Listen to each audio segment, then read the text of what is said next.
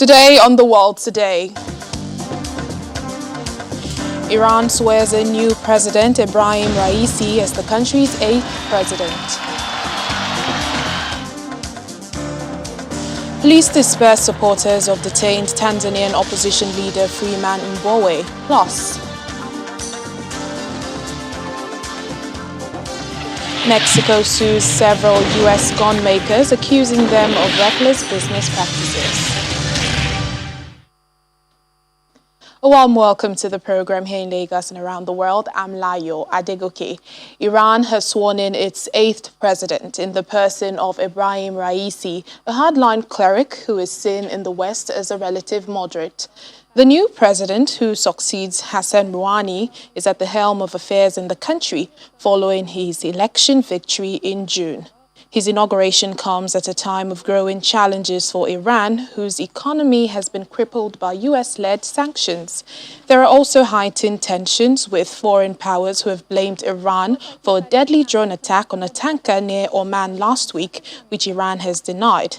However, amid an increasing distrust of the West, Mr. Raisi has said he wishes to prioritize improving relations with regional neighbors, as well as China and Russia, something he expects will also strengthen Iran's ailing economy. Back here in Africa, the court case of Tanzania's opposition leader Freeman Mbowe, which was to be held virtually, has been postponed after technical difficulties. Nevertheless, party supporters who had turned out on the streets to back him were dispersed by police and some were also arrested. Mr. Mbowe has been charged with terror-related crimes. He was arrested ahead of planned meetings to discuss constitutional reforms.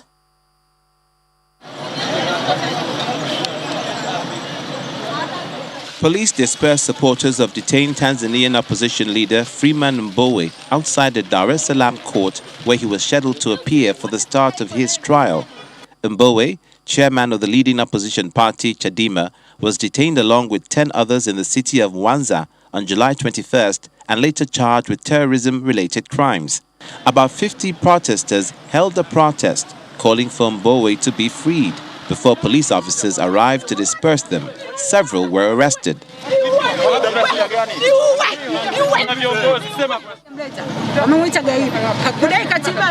Why haven't they brought him to court today? They say he is a terrorist, is asking for constitutional change, terrorism. We have rights. Mbowe has said we need a new constitution, and we, the citizens, want a constitution. Mbowe, who was arrested in Mwanza while preparing for a meeting to discuss proposals for a new constitution, did not appear in court. His lawyer, Peter Kabatala, says he's been told the hearing had been moved online due to COVID restrictions, but had to be stopped due to poor internet connection. For reasons best known by the prosecution and prisoner officers, he was not able to appear in court today, and instead we had agreed with court officials that proceedings be held via video teleconferencing. They said it is because of COVID-19 protocols, but unfortunately the technology failed due to poor internet. Chadema says the imprisonment of its leader was proof that President Samia Suluhu Hassan was persisting with the authoritarianism of her late predecessor, John Magufuli. The government denies that accusation.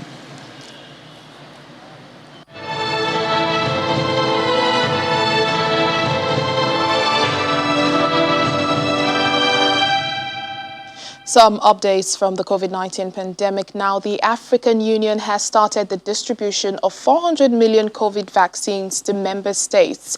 AU Chairman, South Africa's President Cyril Ramaphosa, says several countries will receive the first of the monthly shipments today. The AU's aim is to deliver 25 million vaccines a month by January. Vaccination rates on the continent have lagged way behind the rest of the world. The AU says the 400 million vaccines should be enough to immunize a third of the continent's population and bring Africa halfway towards the goal of vaccinating at least 60% of the people. All fully vaccinated passengers returning to England, Scotland and Northern Ireland from France will no longer need to quarantine after Sunday. Under widespread changes to the traffic light system for travel, France is being moved from Amber Plus to Amber.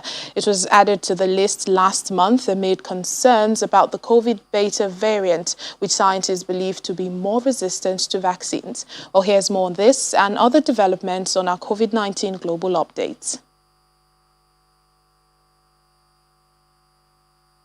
Britain says that fully vaccinated travellers returning to England from France will no longer have to quarantine, scrapping an extra rule imposed on its closest neighbour last month, as it also opened up to 7 more countries.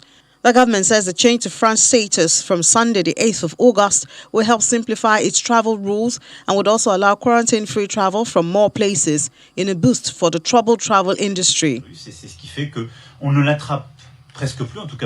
Meanwhile, the French President Emmanuel Macron says it is likely that the elderly and vulnerable will need a third COVID-19 vaccine shot and that the country is working on rolling this out from September.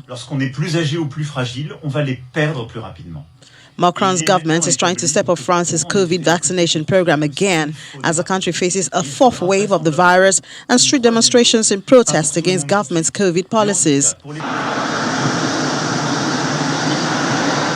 Over in Asia, Japan has decided to expand its emergency curbs to cover more than 70% of the population as a surge in cases strain hospitals in the Olympics host city, Tokyo, and other parts of the country.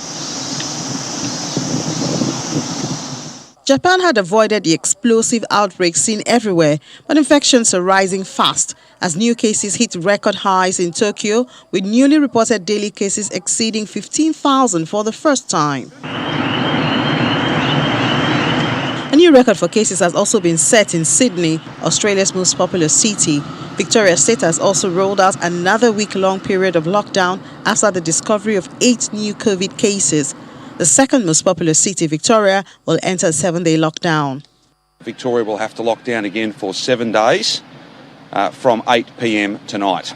5 reasons to leave home, school closed, all the same reasons, all the same rules that we are well accustomed to, that we have used to our collective benefit, that we've used to crush outbreaks a number of times, even Delta outbreaks. It's chaos and confusion at several vaccination sites in Philippine capital region as thousands of people rush to get their vaccine shot before Metro Manila heads back to a 2-week lockdown.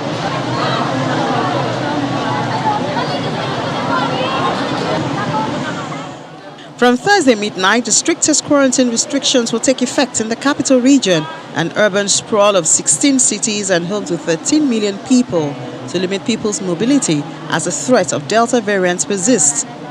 Residents also queued as early as Wednesday night for vaccination slots amid fear that they would not be allowed to leave home for work if they are not vaccinated.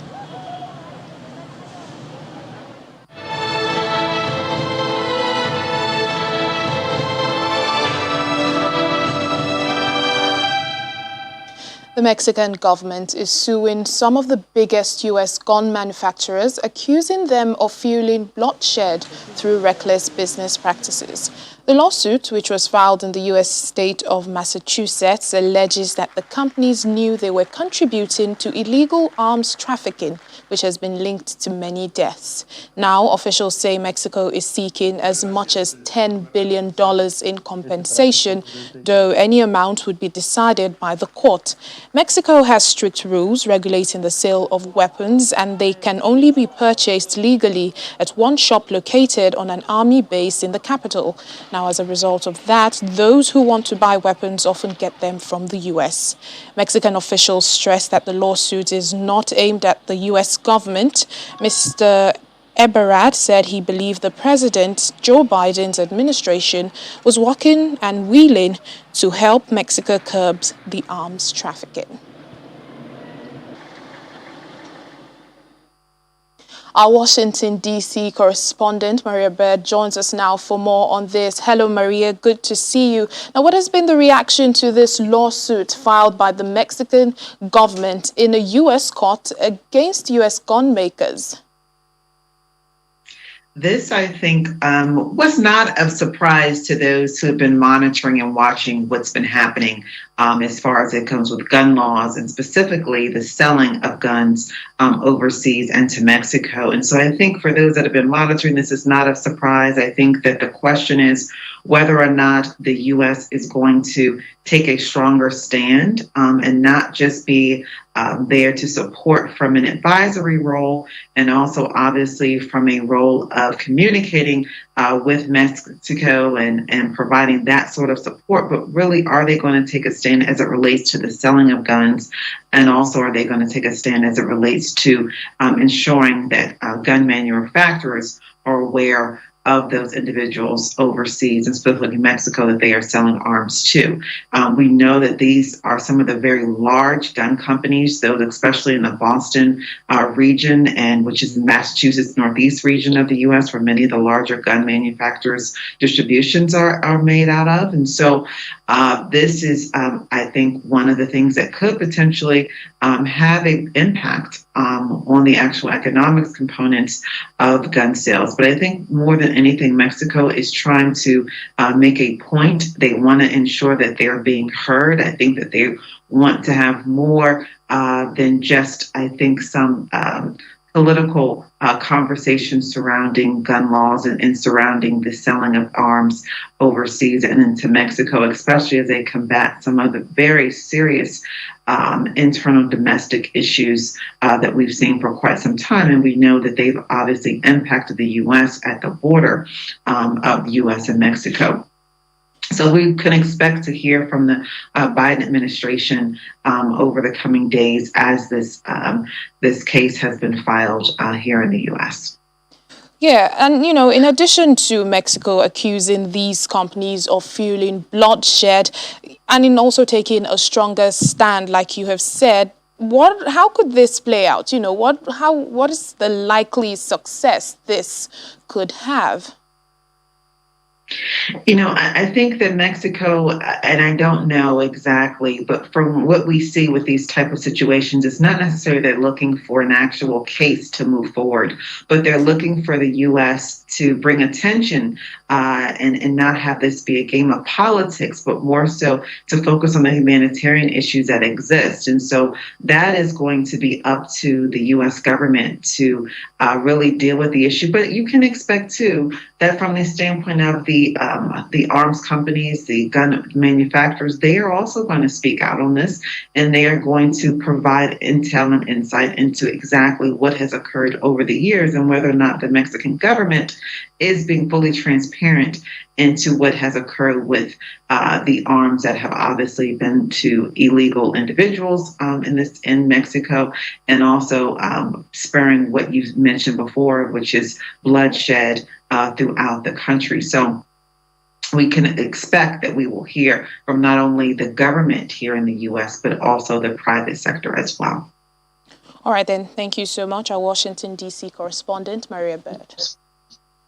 Thank you for having me. Still ahead on The World Today.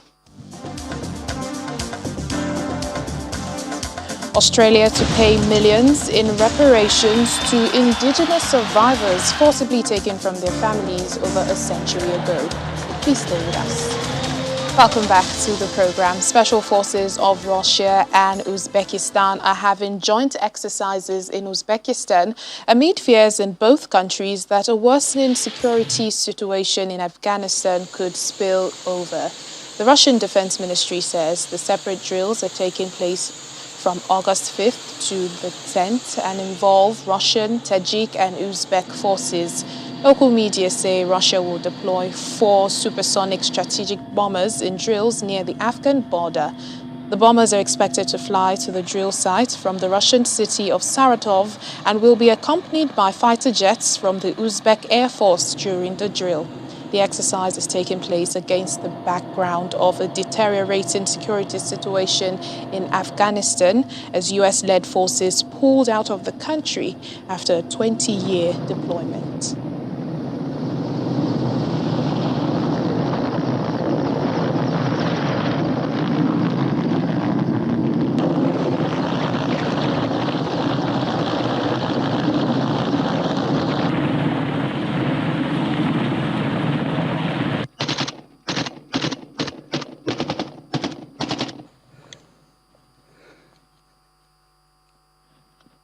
To some environmental stories now, EU scientists say last month was one of the world's hottest Julys on record, behind only 2019 and 2016.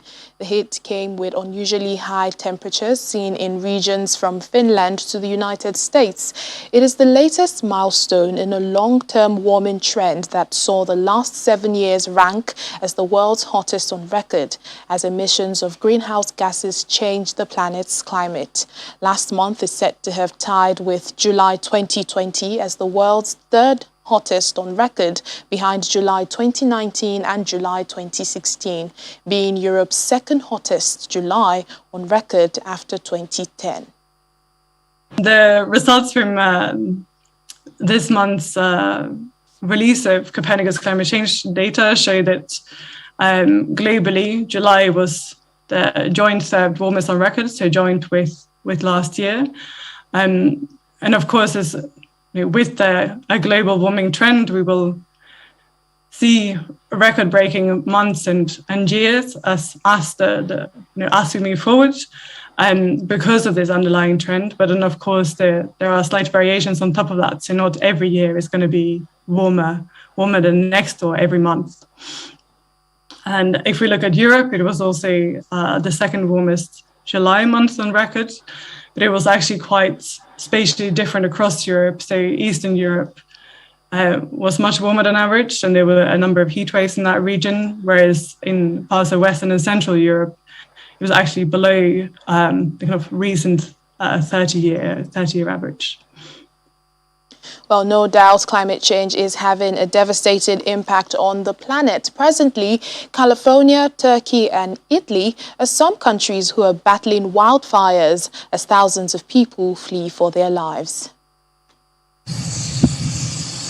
Looking like a war zone in Northern California, the Dixie Fire has continued to burn throughout the area, forcing residents to evacuate 3 weeks after the fire began. According to the California Department for Forestry and Fire Protection, it has consumed 278,000 acres and it's only 35% contained. Video from early on Thursday showed destroyed commercial buildings on fire in the downtown area of Greenville, a town of about 800 people in Plumas County. At least 2,400 people had evacuated their homes in Placer County, and another 4,200 people were under evacuation orders in Nevada County. Evacuation centers have also been established in both counties, and an animal shelter for pets set up at our fairground. Meanwhile, cooling efforts continue in the vicinity of Kemakoi Power Plant on Thursday as helicopter and plane doused the area with water. Wildfires have devastated tens of thousands of hectares across Turkey's Mediterranean and Asian provinces this summer. 8 people have died and thousands of Turks and tourists have fled, sometimes by boat. The province of Muglia, where the Kemakoi power plant is located, is one of the worst hit regions. The municipality said 55,000 hectares have been burnt, more than twice the area burnt across the whole of Turkey last year, and 36,000 people have had to be evacuated. Firefighting planes in Italy continue to battle blazes that have swept across part of the southern Italian islands of Sicily on Thursday. 8 planes were employed on Wednesday and Thursday to tame 40 fires in the provinces of Palermo and Messina. According to the local fire brigade, some farm barns were burnt down and some houses were evacuated in the town of Silato near Palermo, where fires were fanned by strong winds and high temperature that in the Mediterranean reached up to 42 degrees Celsius. It's Italy's dry and hot summer, therefore wildfires are common during this period. The UK Home Office says at least 482 migrants crossed the English Channel in 21 small boats on Wednesday, setting a new record for a single day. The Ministry of Defense had earlier confirmed that an exercise on its firing range at Hyde had to be stopped when people landed on the beach there. According to Home Office figures, there have now been 10,236 arrivals in 434 boats so far this year. The Home Office also says French authorities had stopped 246 people from crossing. The previous highest totals of daily arrivals on small boats were 416 people on the 2nd of September 2020 and 430 migrants on July 19th.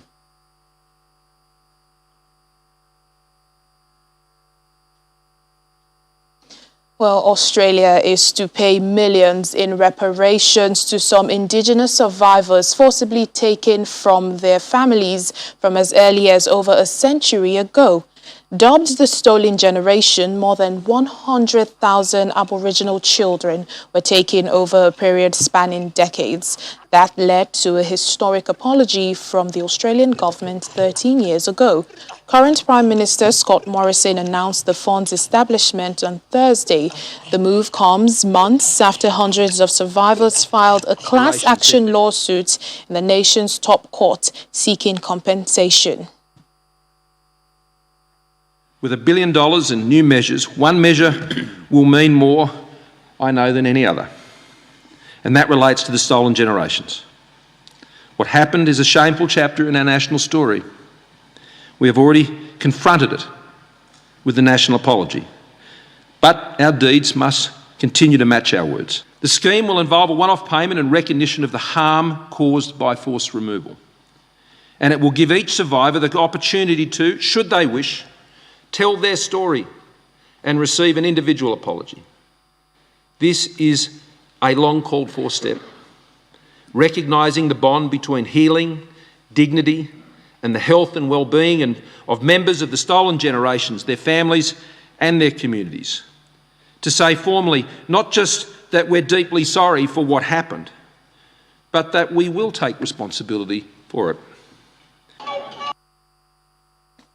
Let's check in now on the Olympics. Huge Fabrice Zango has won Burkina Faso's first ever Olympic medal as he claimed bronze in the men's triple jump on day 13 of the Tokyo Olympics. Well, for his family back home, they say they couldn't be any prouder.